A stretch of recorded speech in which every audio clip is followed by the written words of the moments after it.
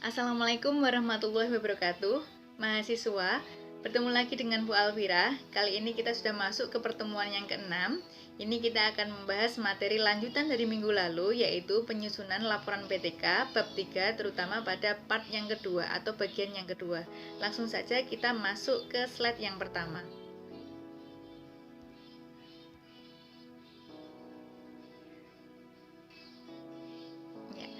Di slide yang pertama, kita masih membahas tentang sistematika dari bab 3, metode penelitian.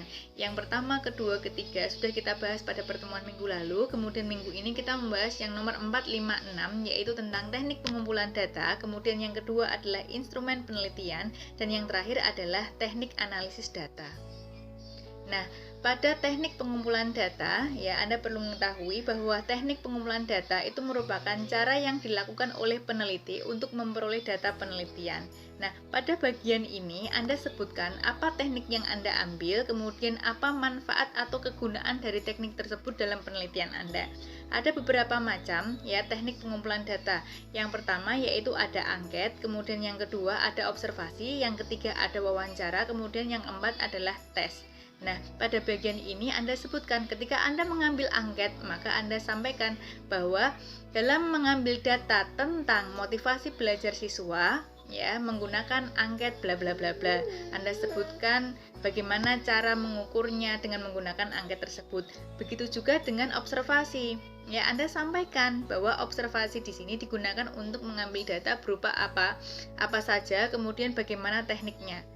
Ya, sama halnya dengan wawancara, kemudian tes. Ya, kalau angket itu nanti bisa Anda gunakan untuk mengambil data tentang sikap, ya, tanggapan siswa atau respon siswa, kemudian motivasi, bakat maupun minat. Ya, kalau observasi atau pengamatan itu nanti bisa Anda gunakan untuk mengamati keterampilan, motivasi siswa, sikap, dan lain sebagainya. Wawancara, semua hal yang Anda ingin ketahui, Anda bisa lakukan dengan menggunakan teknik wawancara.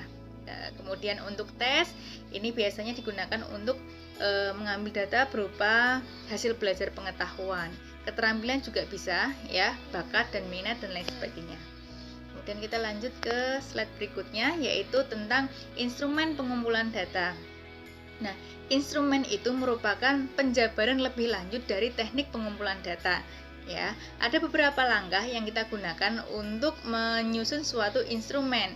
Yang pertama, yaitu kita perlu mendefinisikan variabel penelitian.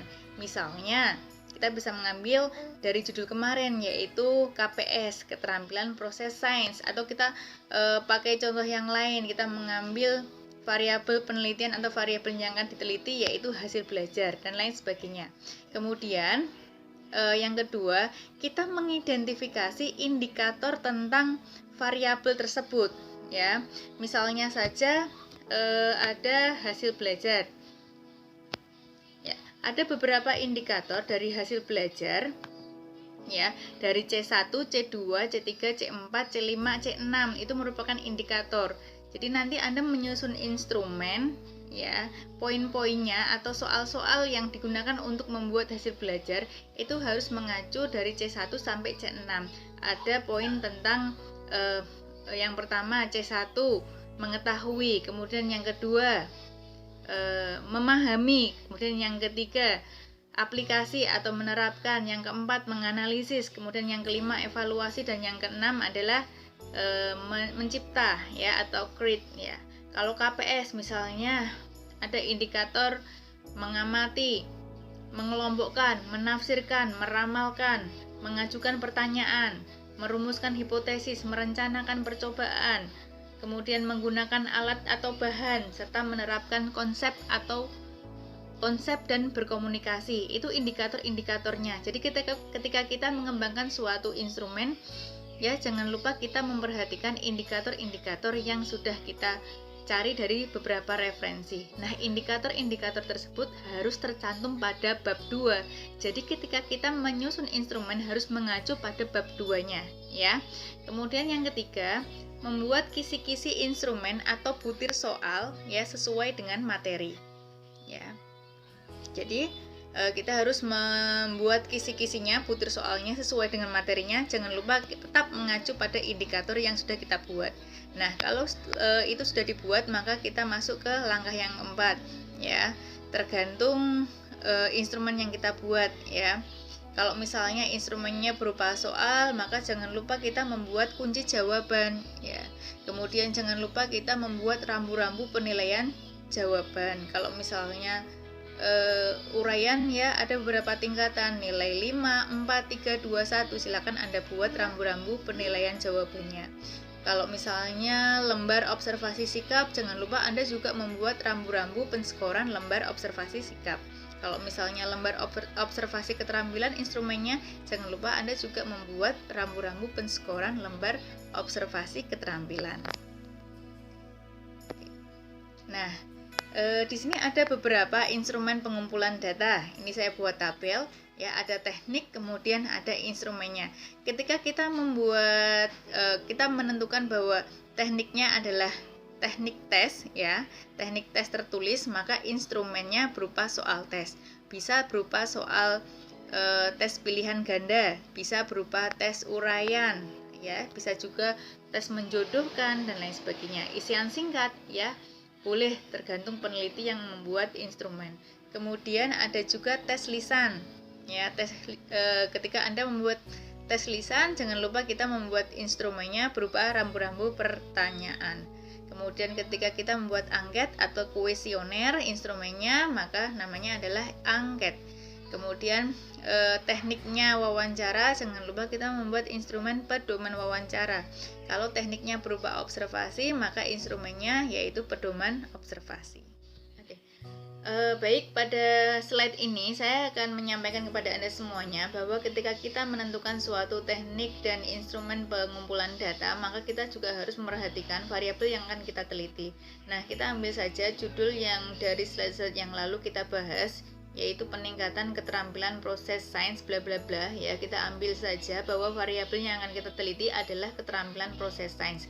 Nah, dari variabel tersebut kita bisa dari judul tersebut kita bisa mengambil dua hal yang bisa kita teliti. Yang pertama adalah keterampilan proses sains, kemudian yang kedua adalah respon peserta didik terhadap metode pembelajaran. Nah, kita bisa melihat di tabelnya, ya, keterampilan proses sains, maka teknik yang bisa kita ambil bisa dengan menggunakan angket, bisa dengan menggunakan wawancara, bisa juga kita menggunakan observasi. Maka instrumennya kita juga menentukan bahwa angket itu instrumennya berupa angket, teknik wawancara berupa pedoman wawancara, teknik observasi instrumennya berupa pedoman observasi. Kemudian untuk respon peserta didik terhadap pembelajaran, ya, kita bisa mengambil tekniknya berupa teknik angket, kemudian teknik wawancara, instrumennya juga sama, ya, angket, instrumennya angket, wawancara menggunakan pedoman wawancara. Ya, baik. Ini ada contoh yang lainnya. Misalnya saya ambil judul seperti ini, model pembelajaran kontekstual sebagai upaya untuk meningkatkan hasil belajar kognitif dan motivasi belajar peserta didik pada mata pelajaran IPA kelas 5 SD Negeri 1 Kudus. Nah, kita amati bahwa variabel yang akan kita teliti yaitu hasil belajar kognitif, kemudian ada lagi motivasi belajar peserta didik. Nah, kita klasifikasikan terlebih dahulu data yang mau kita ambil. Selain hasil belajar dan motivasi belajar, kita juga bisa mengambil data berupa respon peserta didik terhadap metode pembelajaran, ya. Kemudian kita tentukan tekniknya, jangan lupa. Kemudian kita tentukan juga instrumen yang akan kita gunakan, ya, untuk mengambil data hasil belajar, motivasi, kemudian respon peserta didik, gitu, ya. Nah, untuk hasil belajar kognitif, maka kita bisa mengambil atau menggunakan teknik berupa tes tertulis, bisa juga kita menggunakan tes lisan. Untuk motivasi belajar, kita bisa menggunakan angket atau wawancara ataupun observasi. Kemudian untuk respon peserta didik, kita bisa menggunakan teknik angket, kemudian teknik wawancara. Kemudian selanjutnya adalah teknik analisis data. Nah, mohon perhatian semuanya bahwa teknik analisis data bisa kita gunakan dengan cara deskriptif, kemudian deskriptif kuantitatif, kualitatif, atau campuran deskriptif kuantitatif dan kualitatif. Nah, teknik analisis data ini menyesuaikan dengan teknik pengumpulan data yang telah kita gunakan. Nah, sebetulnya kita tidak perlu berpikir analisis secara statistika. Ya, analisis dapat kita gunakan dengan membandingkan data tiap siklus secara klasikal. Jika kita menghendaki penggunaan statistika, maka dapat menggunakan rumus korelasi produk momen. Nah, indikator ketuntasan belajar atau persentase ketuntasan belajar setiap siklus silakan dicantumkan pada bagian ini. Nih misalnya, nah ada judul tadi ya, saya gunakan contoh pada bagian ini, misalnya model pembelajaran kontekstual sebagai upaya untuk meningkatkan hasil belajar kognitif dan motivasi belajar peserta didik pada mata pelajaran IPA kelas 5 SD Negeri 1 Kudus. Nah, bunyinya bisa seperti ini. Analisis data dilakukan secara kuantitatif dan kualitatif. Analisis data secara kuantitatif digunakan untuk mengetahui adanya perbedaan atau peningkatan hasil belajar kognitif dan motivasi belajar peserta didik. Sedangkan analisis kualitatif digunakan untuk mengetahui respon peserta didik terhadap pembelajaran. Ya, saya ulang lagi. Sedangkan analisis kualitatif digunakan untuk mengetahui respon peserta didik terhadap pembelajaran. Ya, peserta didik dianggap tuntas belajar apabila telah mencapai KKM atau kriteria ketuntasan minimal yaitu 78. Dan secara klasikal peserta didik dianggap tuntas belajar apabila 65% peserta didik telah mencapai KKM. Apabila secara klasikal ketuntasan belajar belum mencapai 65%, maka siklus penelitian perlu dilanjutkan ke siklus selanjutnya. Ya, begitu bunyinya dari teknik analisis data yang bisa Anda cantumkan pada bagian bab 3. Nah, oke.